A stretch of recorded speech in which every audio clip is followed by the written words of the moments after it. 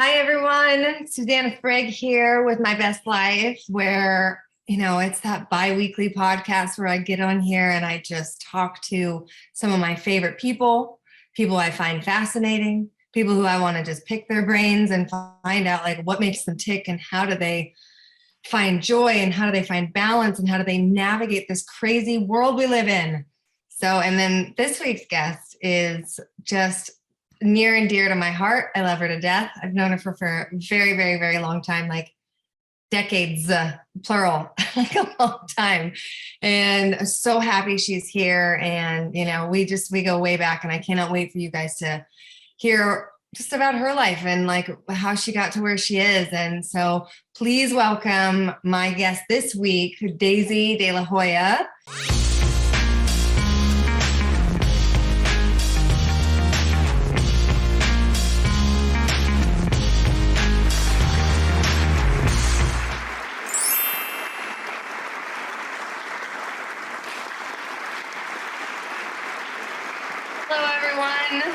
It's Susannah Sprague here with another awesome week with another awesome guest on my, bi-weekly podcast, My Best Life. So I'm Susannah Sprague. I'm your host. Each week I have conversations with people I find fascinating. I love to pick people's brains on what makes them tick. How do they stay balanced in this crazy world we live in? How do they find joy? How do they just describe happiness and what their goals are? And, I really love choosing people that I want to learn from. And this week is no different. This week is a wonderful, beautiful, close friend of mine. Her name is Karin Clarke. She's a health and integration coach. We're going to get into what exactly a health and integration coach is in case any of you are wondering. But, so please this week, help me welcome this week's guest, Karin Clarke. Hi, Karin. Hi. Hi. How are you? I'm so good. How are you? Good. Good. A ghost person walking behind me. Good to see your face. Thank you so much for being here. You're welcome. I'm so happy to join you. The feeling is mutual. Yes. I love you dearly and I learn so much from you as well. And I cannot wait to sit here and talk to you and share with like everybody. Yeah. Who wants to know? Who wants to know what? I know. Who wants to know what is exactly it. Right. Yeah. Just to give a little bit of context to the people watching and listening, Karin and I have known each other for 11-ish years. And we, done the journey of, life and spirituality and, just really lucky to have crossed paths with her at the time that I did. Because about 11 years ago, I was a damn mess and really needed mentorship. And so Karin came in my life in that capacity. And I've always looked up to you. And then just our relationship through like these things that life does. I just feel like we've gotten closer and leaned on each other. And it's been one of those beautiful, like, give and take friendships, like a real friendship. So that's my perception of our relationship. And very accurate. And I am so grateful to have walked this life path with you for this time. I mean, it has been such an incredible journey. We have both gone through and walked through a lot. Like a lot.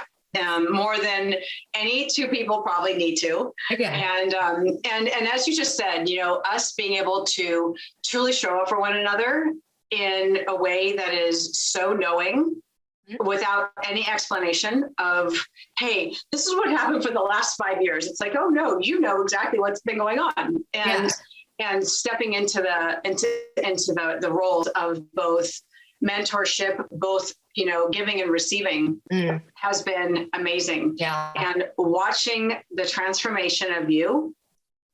Wow. I mean, wow. Yeah. It's been amazing. I know. Would you have imagined 11 years ago, the hot mess that I was, I'd just be so like, balanced, and, yes. and okay. Yeah, I actually can imagine that. You can. Okay. Well, that's good. I couldn't. You saw something in me that I was not able to imagine or really wrap my head around. Not at that time. That's why we choose the people that we choose right when they're supposed to. I mean, I actually not even sure if we get to choose. I think that people are put in our lives exactly when they're supposed to show up, and they either stay or they, we get to learn what we get to learn, or we get to teach what we're going to teach. And then we either move on to new paths, or we get to continue this journey. And I never know what's going to happen. Yeah. I don't think you do either, but no. But it doesn't matter. It's all grateful. I mean, our relationship shifted at one point, and it got to be even deeper and more, I think more aligned. Yeah. That's a good word. Definitely. Yeah. Definitely. So to get people up to speed, what is a health and integration coach? What does that even mean? Yeah, I don't know.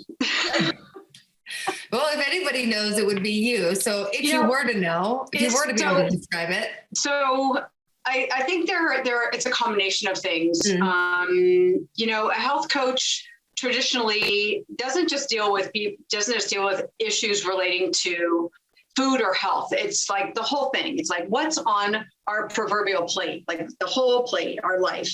Because it's not just what we're consuming in food wise, it's what are we consuming in everything? What are we consuming with the media? What are we consuming with what we're watching on TV? Who are the people that we're listening to? Who are the people that are around us? Do we even like our job? So, and for me as a health coach, I really focus on the whole picture, the whole human being. And a lot of people really know that there's several issues and areas that they want to look at and work on. And if you ask anybody, what are the 3 things you need to work on? Everybody knows what those first 3 things are. Yep. So I kind of start there with people. And a lot of times that happens to be movement of their body and food. And then it kind of digs deeper as we work through a couple of those things to dig down a little bit further. And then an integration coach is I help people continue that integration into their life to make the sustainable changes, most of them small in the beginning, because we can't change everything at once. So just really integrating that work into their life and making sure that those changes are, continuous. The other side of integration coaching that I do is I've been for the last year or so, have been helping people who have gone through journeys, psychedelic journeys, really understand what that means afterwards, whether they have chosen to do a psychedelic journey at a recreational setting, at a concert or a festival or some music event, or even at a retreat that they've decided to go to. Or if they've just decided to do it intentionally on their own, and they need help integrating what on earth just happened. Yeah. Because a lot of stuff happens. Yeah. A lot of stuff happens. Yeah. Right. And a lot is brought forward that we had not a capacity to hear, see, feel, or experience. And yet we're like, you're just hit with all of this information and it's like, okay, now what? Right. Yeah. Now what? And so you come in at the now what part?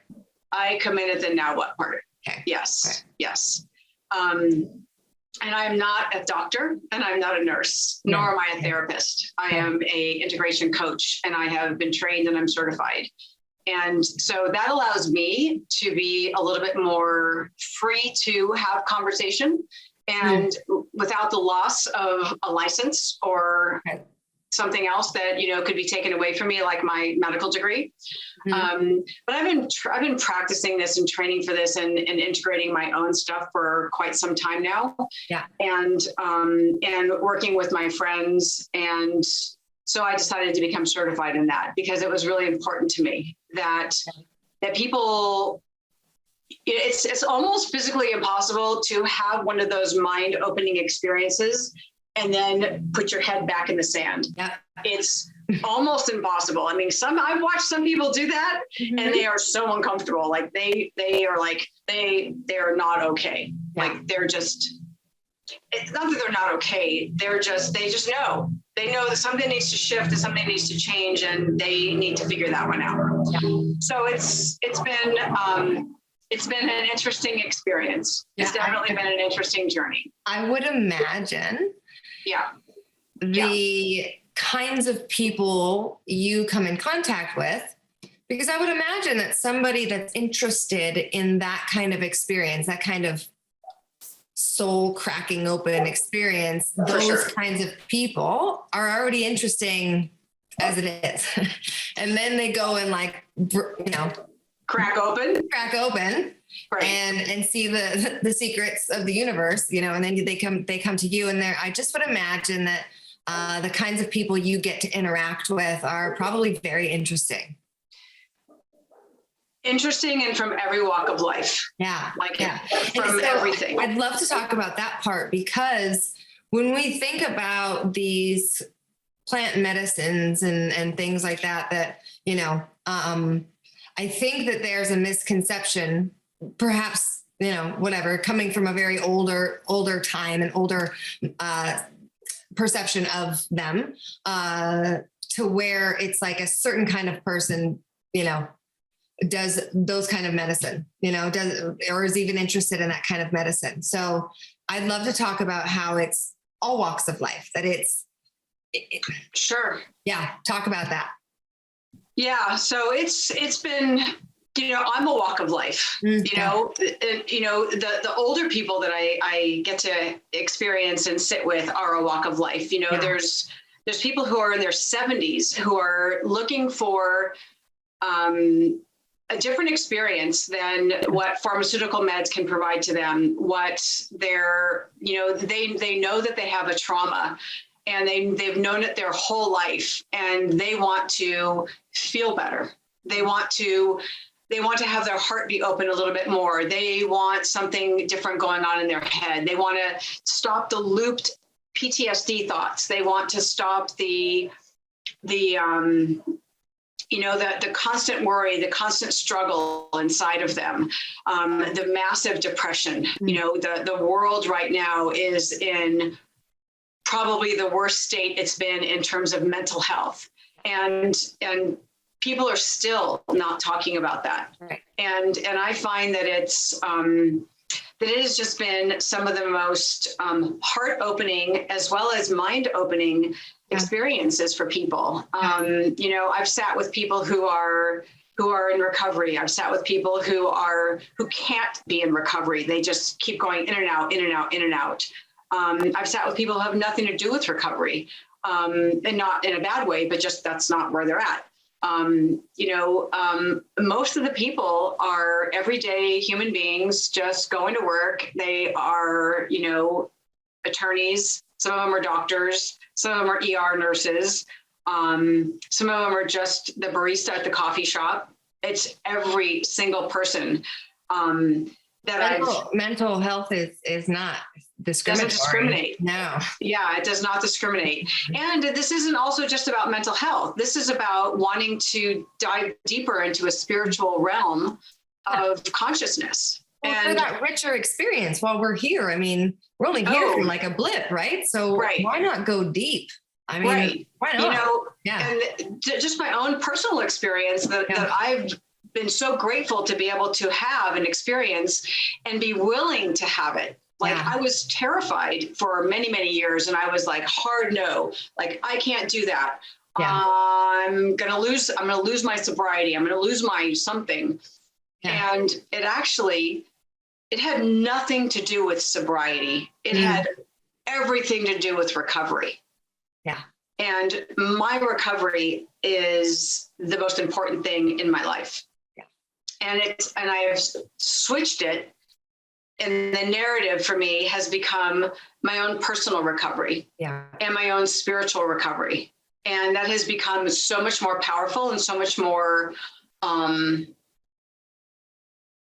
deep, like you just said. Yeah. I mean, it is when meditating, it's just so much more connected.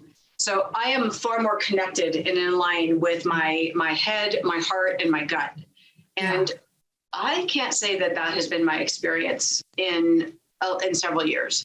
And just some of the outside circumstances that have gone on in my life have been very traumatic, like PTSD stuff, like leapfrogging over one catastrophe after the next, and not even dealing with what happened 5 years ago. Like, because I'm dealing with the shitstorm that just happened yesterday. Right.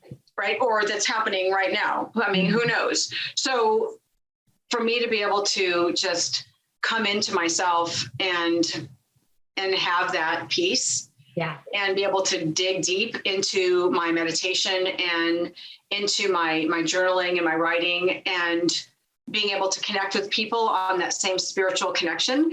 Because when I've sat in ceremony with people and we do our integration circle afterwards, some of the things that I might have experienced on my journey, while I'm in my experience, might not remember, but someone else will have been talking with me or have been witnessing something that then they can turn around and reflect that back to me that following morning or 2 weeks later, if I call them and say, hey, did you have an experience with me that night? And they're like, yeah, I did. And this is what happened.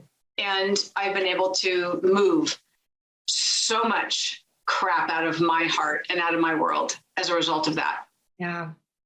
You know, it's pretty crazy, you know, that you just have this connection with these people, and you don't have to explain anything. All you have to do is just say, I need help. And they're standing right there. Yeah. Yeah. Critical part of humanity that is missing in most circumstances, right? You have to really seek it out.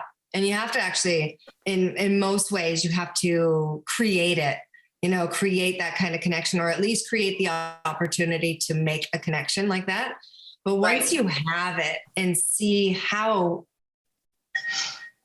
meaningful it can be to share like that kind of experience with someone, and to have the ability to make a friend or make a connection with another human being in the same realm, working through the same kind of stuff, just having the ability to call somebody up and say, hey, and not have to give an explanation, and they just know what you're talking about. And then you just meet someone that way. Like, you really meet people where you're at, and they meet you where they're at.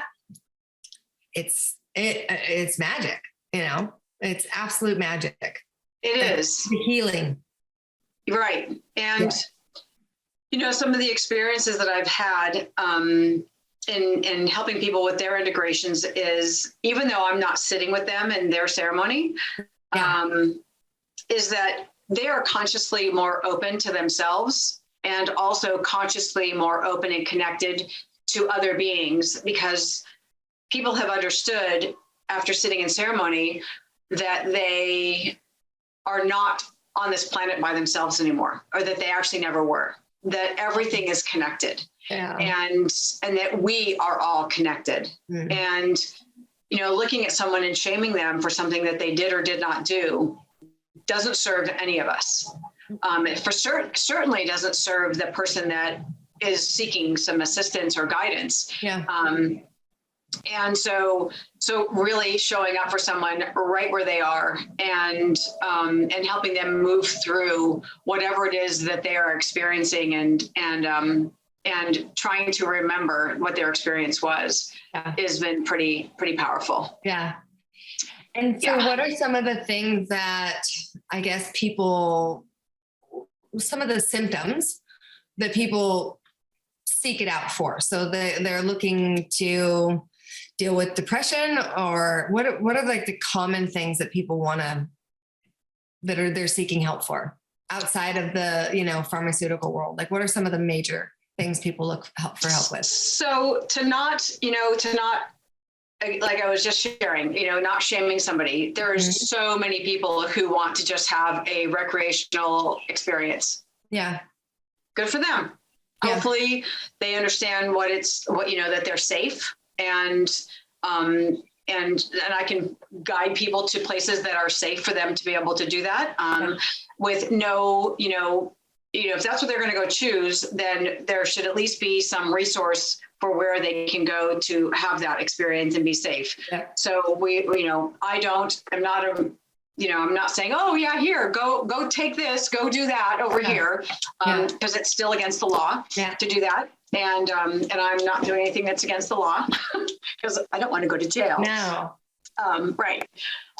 But so the recreational piece is huge. And if we overlook that and pretend it doesn't exist, then we are negating a huge population that it doesn't matter if you're on a recreational experience or if you're on a spiritual experience, or you just want to go have a little bit more fun at a concert, or you want to deep dive into your psyche. Right. Doesn't matter what any of those reasons are. Yeah. Plant medicine will do what plant medicine is going to do.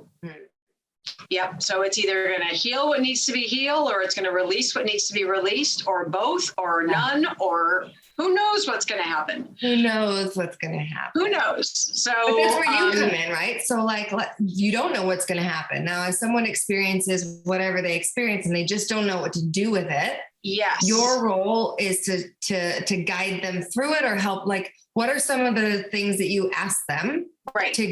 What are some of the ways how do you even begin that integration? So the first part of the integration is just getting them rebalanced, like getting them rebalanced back into their own world. Are they, do they need to eat? Do they need to sleep? Do they need to drink a lot of water? Like rebalancing of like reintegrating themselves back into their own day, their own world. And that's some of the most important part of like, what is your immediate needs?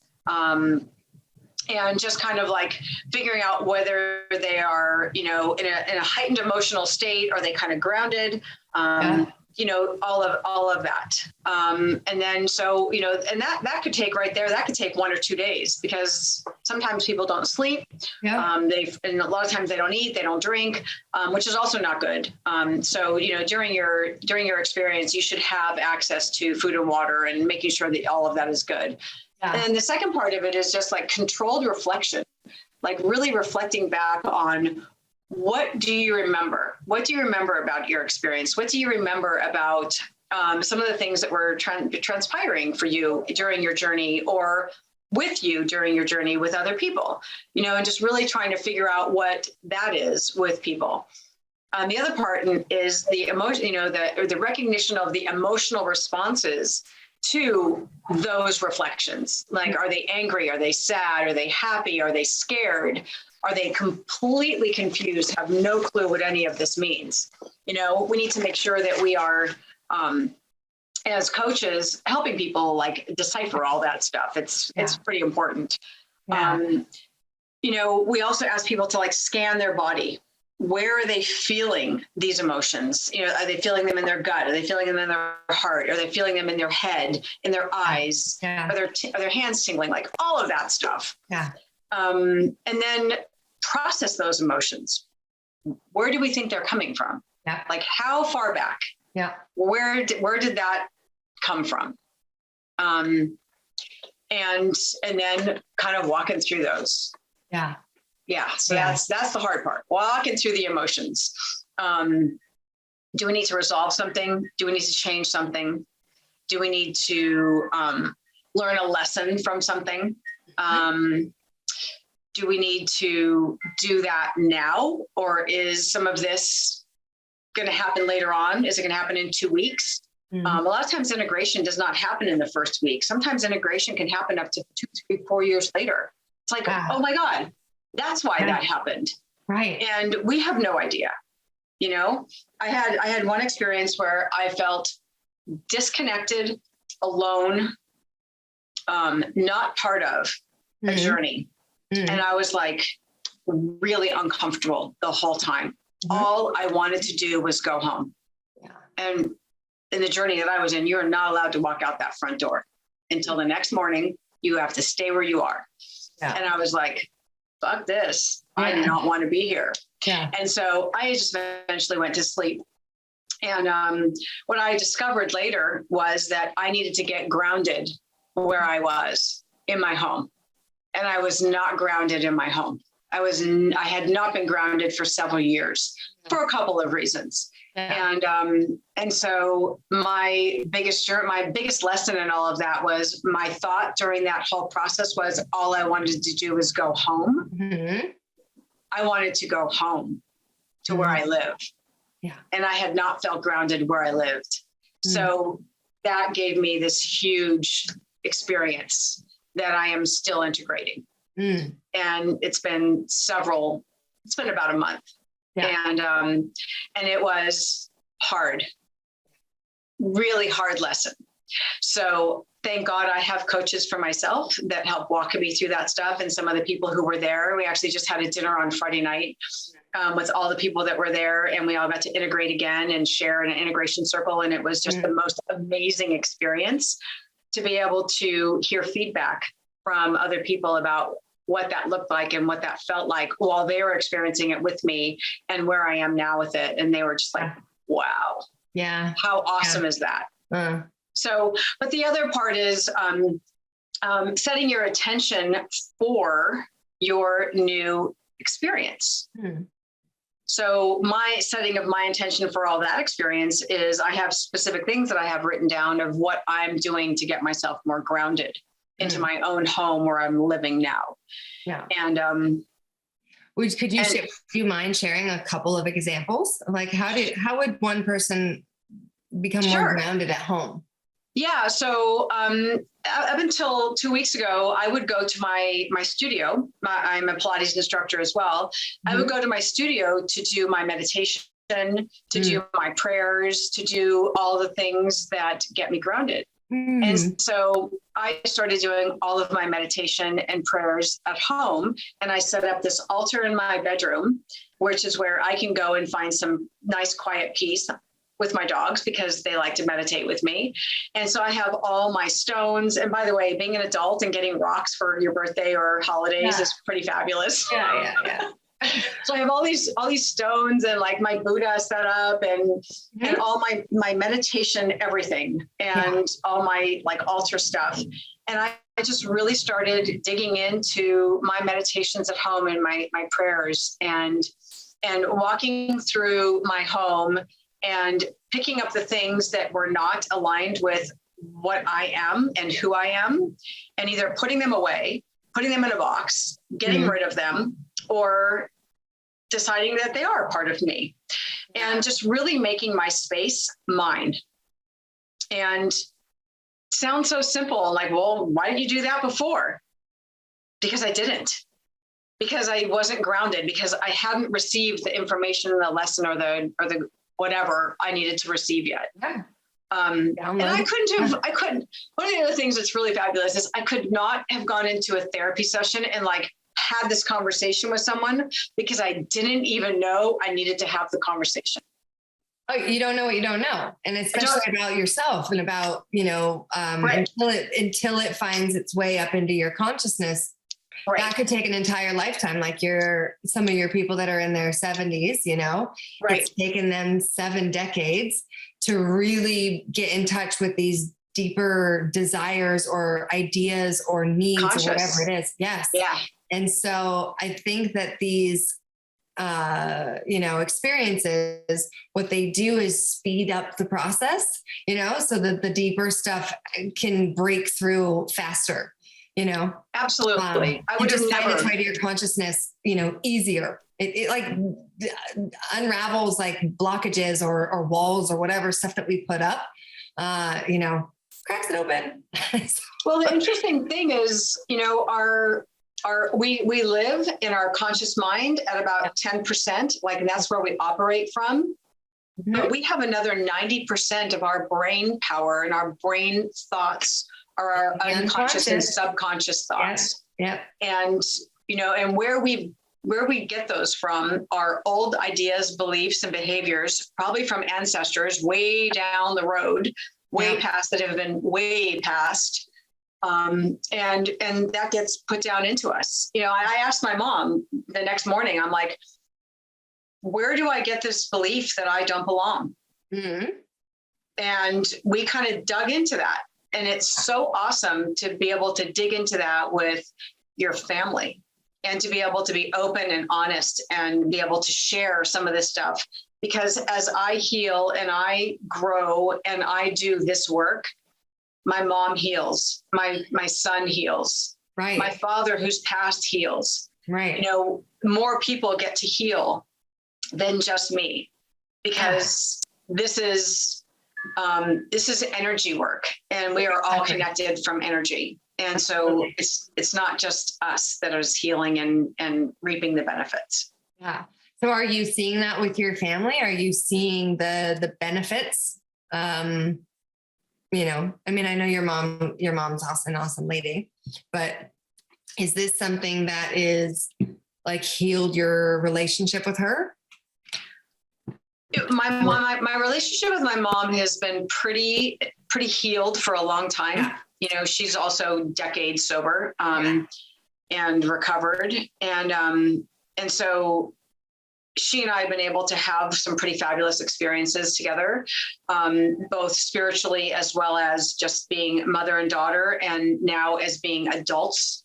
So it's been pretty fabulous. But yeah, she has watched me shift and change in this last 5 years, and has just been in awe of my ability to walk through shit that, and I'm not saying, oh yeah, pat myself on the back or like badge, but it's been really fucking hard. Am I allowed to say that?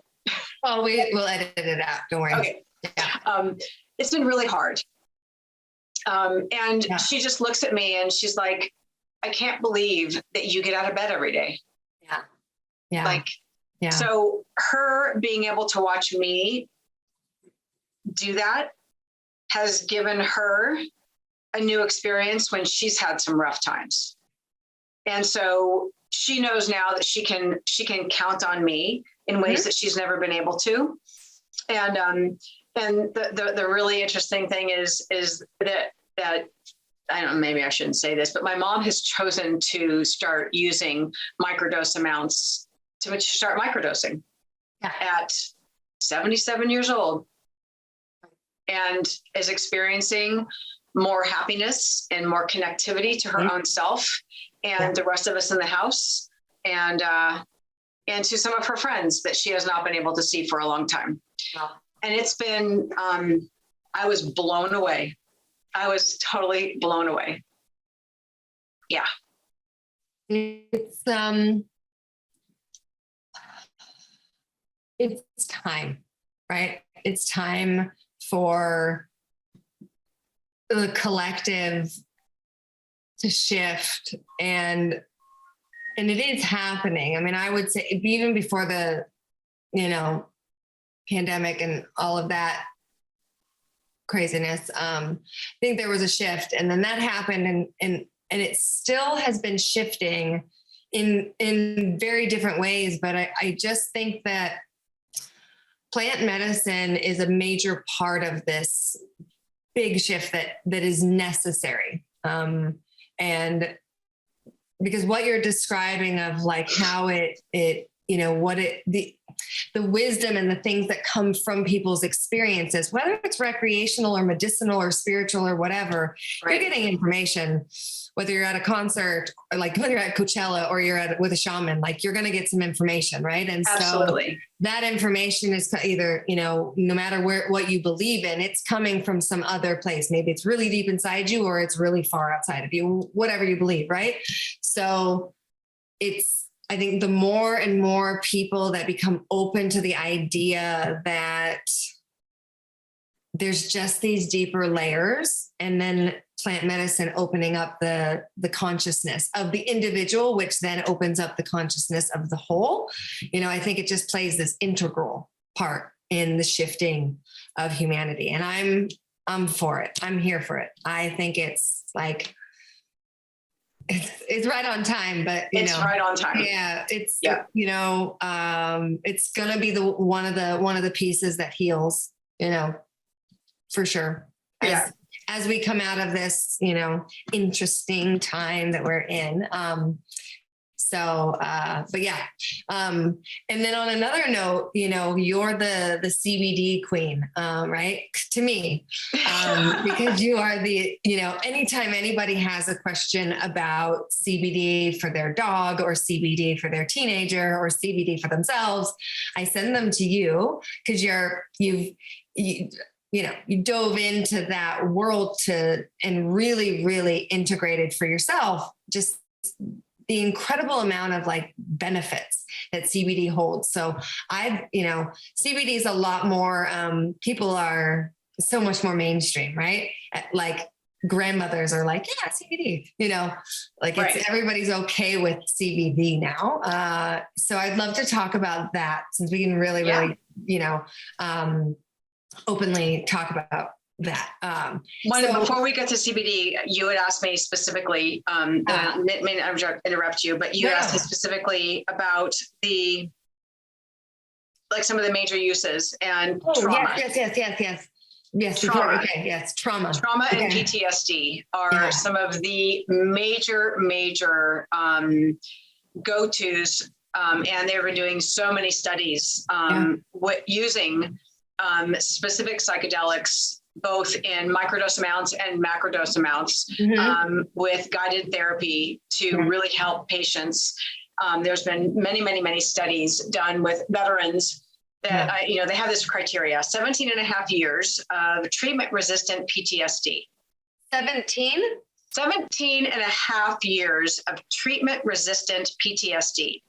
Okay. I don't know. Why do we make someone struggle for that long before they can get help? Okay. 17 days, maybe. Like, what do you mean 17 years? Someone has to live with the debilitating life of PTSD. So that's what the study was requiring. That's just for the study, and it's a government-funded study. Okay.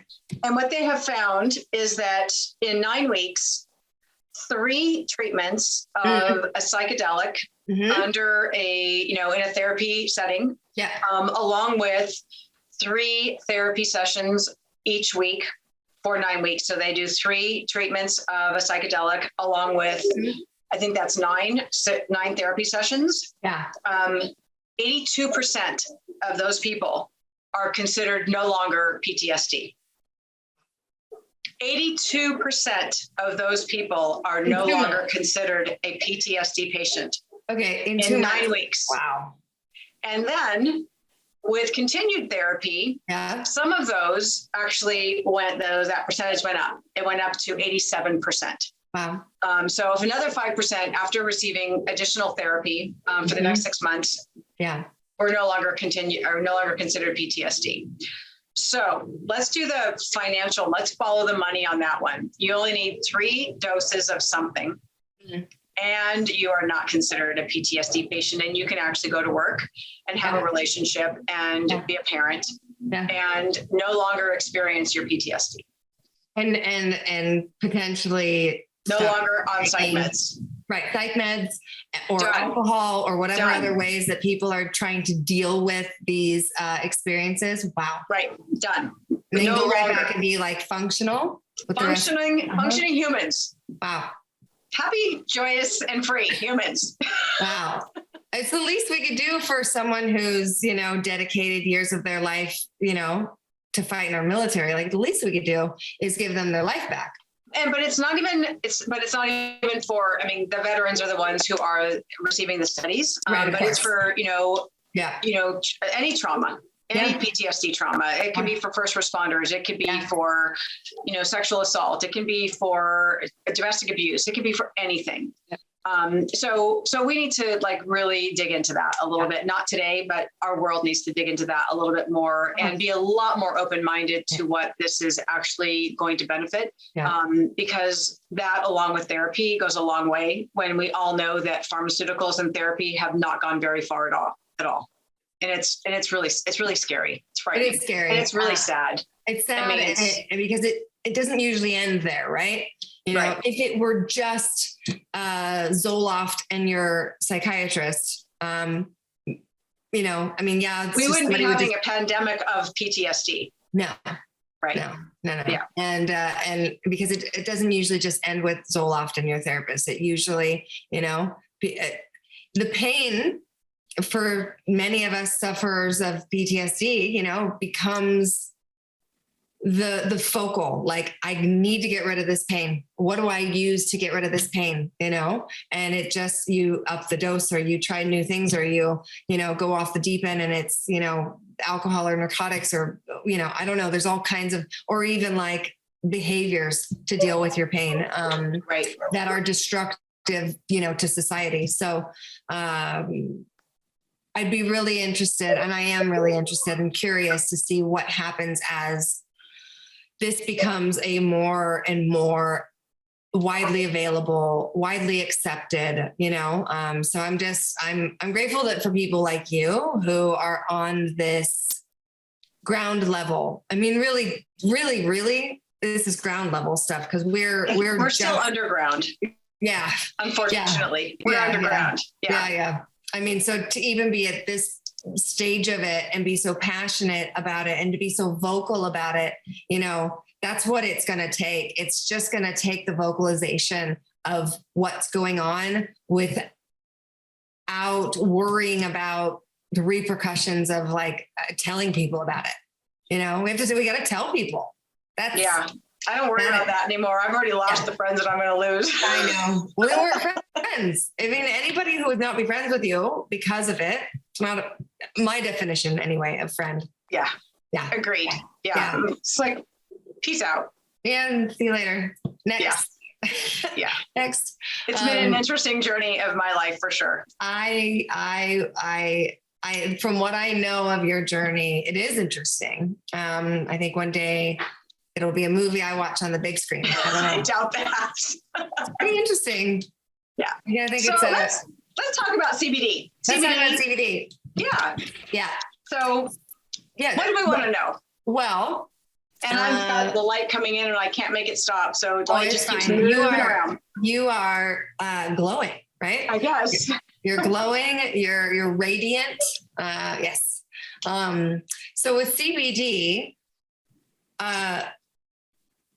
what is your favorite part about using CBD or helping somebody discover it? What's your favorite? Like what part are you the most in awe of as far as the capabilities of something like CBD?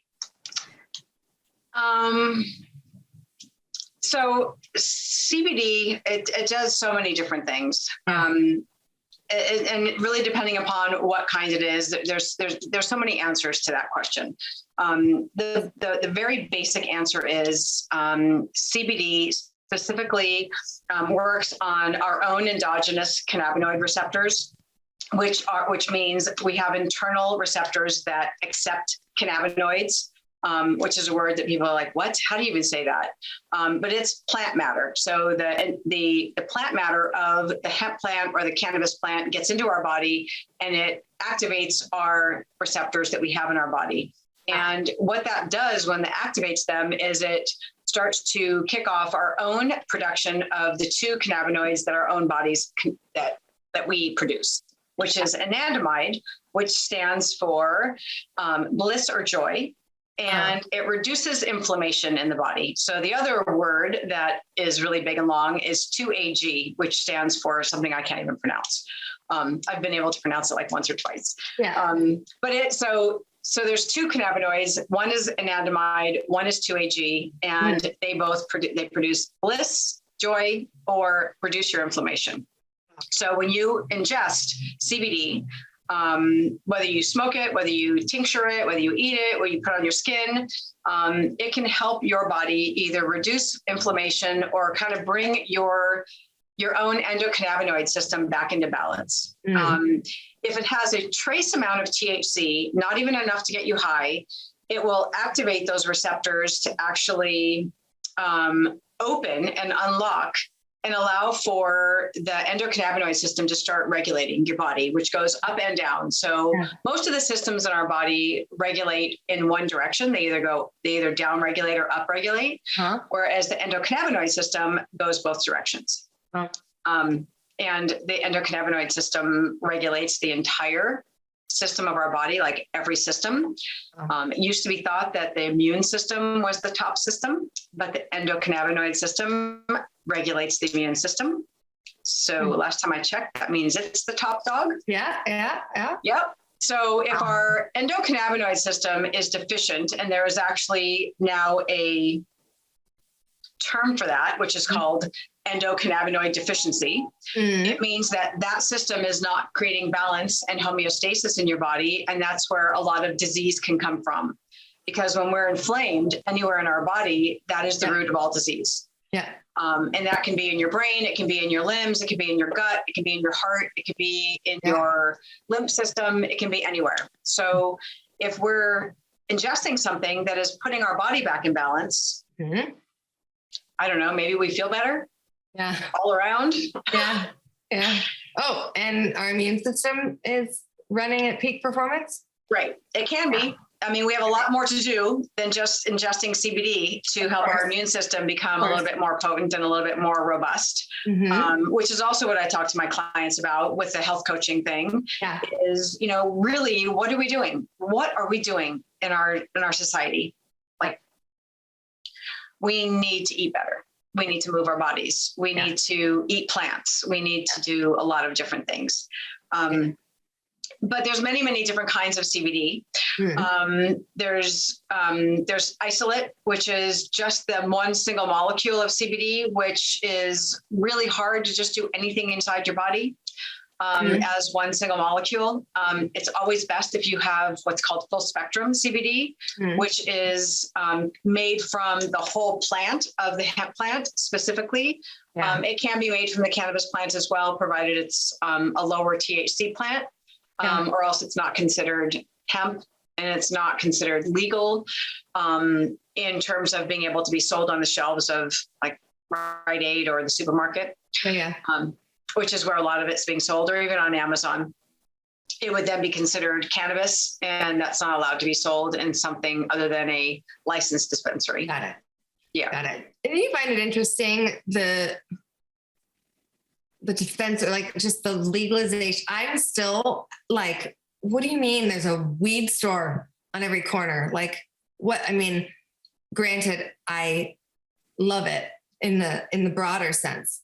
It's just still a little bit strange for me. I know it's been this way for a little bit of time, but you know, I'm glad we're headed in that direction. I don't know, but even in that world, like it's starting to, I don't know, maybe it's been happening, but the commercialization of it, I don't know. What do you think? Do you think that the commercialization of cannabis is a good thing? Or do you think that it takes away from, I don't know, some of the deeper purpose of its existence? Like, is it ruining it, you know, or something? Well, do you think it's a good thing? I think that having cannabis made not illegal would be a really good thing. Yeah. You know, you cannot die from a cannabis overdose to start with. You can die from an alcohol overdose. You can die from nicotine overdose. On a toxicity level, cannabis is at like an 18, and alcohol and tobacco are up there in the 80s. Yeah. I don't know. Kind of figure that might be a little healthier for most people. Yeah. But do I think it's a good thing? I think that allowing people to have access to a plant that has been on this planet for centuries, that has been used medicinally by people going as back as, you know, back all the way before Christ, and made illegal for, I don't even know what reason, really no reason at all. I think that the medicine in cannabis is well worth making it legal and having it be available to everyone. Yeah. I think responsible use and education is absolutely imperative. Yeah. Because there's not a lot of education about that. That's something that I've been very much involved in for like the last 12 years is educating people about it's good. The safe use of cannabis, the medicinal use of cannabis, how to use cannabis with or without getting high. Because why not? Right. I mean, why not? Well, I mean, I don't smoke cannabis. I don't choose to get high. I could do paranoid and anxious all by myself. And for some people, that doesn't happen. But for other people, it does. Yep. So, but there's other things you can do to have that not happen and still get the medicine. Yeah, absolutely. Absolutely. Yeah, I do. I agree. The access part, I guess just for me, part of it is this, or I guess part of the resistance for the commercialization is just, I don't know, because as soon as corporations get a hold of anything, they tend to ruin it. That part.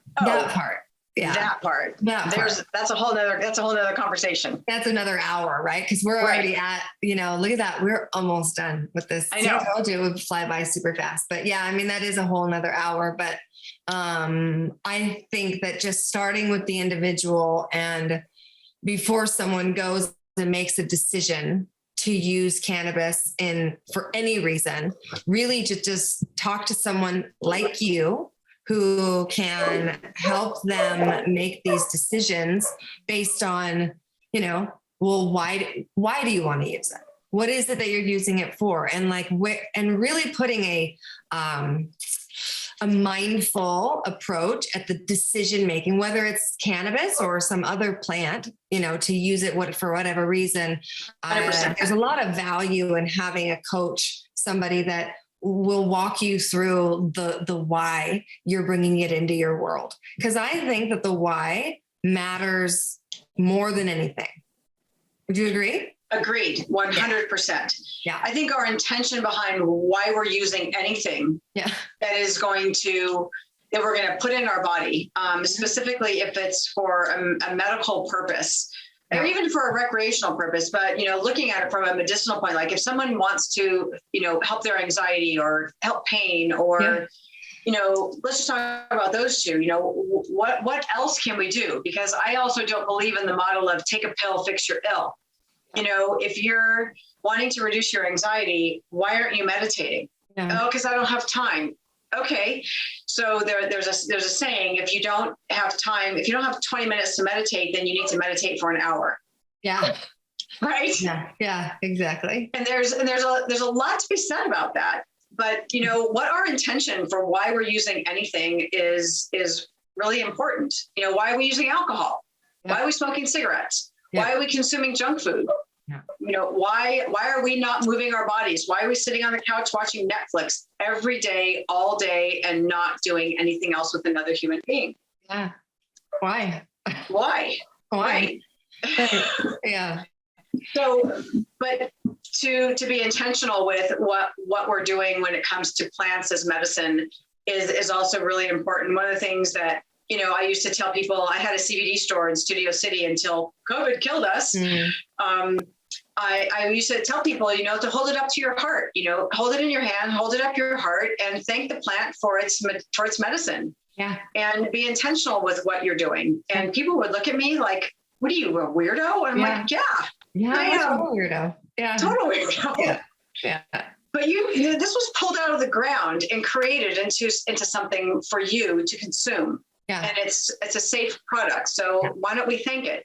Yeah. And, if we did that with so many more things, I think we would be in a far different place in our world. Absolutely. I mean, the mindfulness in every decision you make, I mean, you don't have to be perfect, but it's definitely a practice that you can do as an individual. We can do it in our families. You can do it as a couple or as a parent or, in your community at a workplace. I mean, It's this attitude towards life and the decisions that we're making and, whether it's plant medicine or the kinds of food that we're eating or how we're moving our bodies, and so it's this intentionality that can be missing. So it's like connecting There is this thing for me, the connecting to the item or to the product or to the plant or to the whatever it is, it makes it so that I'm not separate from, no matter what I'm doing. If I'm eating, and I only eat plants, but really connecting to the process of the plant. Like you said, it was pulled out of the ground and turned into something that is now going to be useful for me. It's the same thing. Somebody had to grow the vegetables. Somebody had to drive the vegetables to the store. Somebody had to do, so it's this like chain that, lots of hands touched this thing that I am now using. So it's this connection to the greater network of why something is even in front of my, face. So it's, for me, that's a personal practice of taking the moment to say, wow, whatever it is has arrived in front of me. What did it have to go through to get find its way to me? And right. to be connected to each of the little steps helps me feel more a part of, and more, even if I'm separated from, and that can be done with anything. And especially plants, plants they are a gift. We're Absolutely. really lucky to have them. We're lucky to have them. These plants have, like I said earlier, put on this planet as medicine, and our ancestors from so many decades have been foraging these medicines and finding out which ones are medicines and how to use. And thank goodness for them. And thank goodness for them. Yeah. Yes. And honoring that. And it's like, that's a gift. Yeah, absolutely. And I am not an expert on any of this. Yeah. I am in the beginning of my journeys for so many different things. Mm-hmm. And I'm grateful for my experiences, and mostly for the support and love of my family and friends, and my willingness to step outside my comfort zone to be able to go, this has come to me so many times from the universe in whatever form anything comes to me.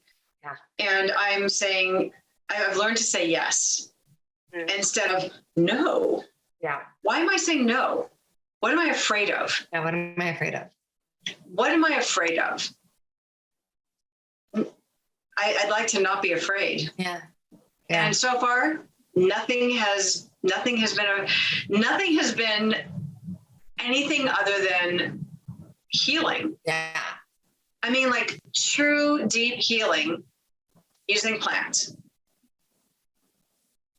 We're gonna end right there, because that is a thought that I'd love to leave people with. So where can people find you?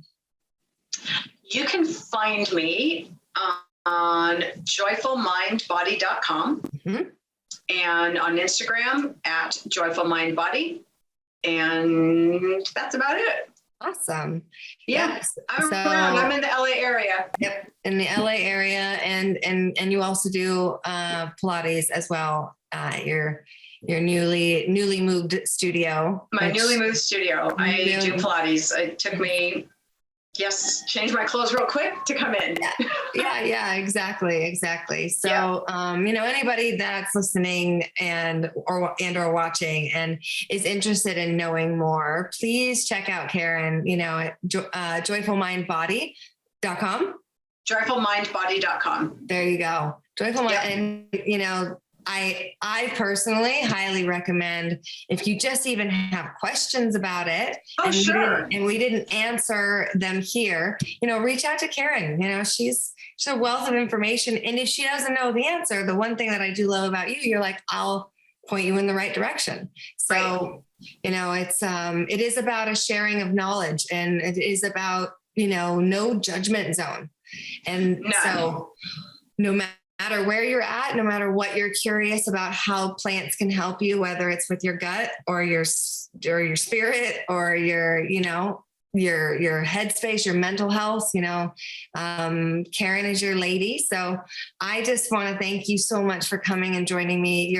I love you to death, but you carved out an hour of your day for me. And I really, really appreciate you. Thank you. I really appreciate this opportunity, Susannah. I love you madly. I love you too. Awesome. Yeah. Awesome.